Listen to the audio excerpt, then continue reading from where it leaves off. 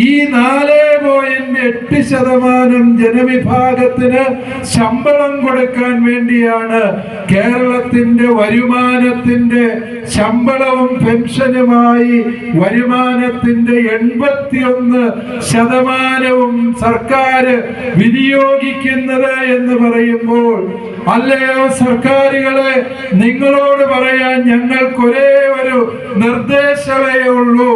ഈ 5% താഴെ വരുന്ന സർക്കാർ ജീവനക്കാർക്ക് ശമ്പളം കൊടുക്കാൻ വേണ്ടി മാത്രമായി ഇനിയൊരു സർക്കാർ കേരളത്തിന് ആവശ്യമില്ല എന്നുള്ളതാണ് പരമമായ സത്യം.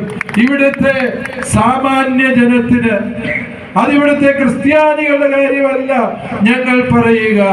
ഇവിടുത്തെ ക്രിസ്ത്യാനികൾ കേവലം 18% എങ്കിൽ കർഷകരുടെ ശതമാനം 60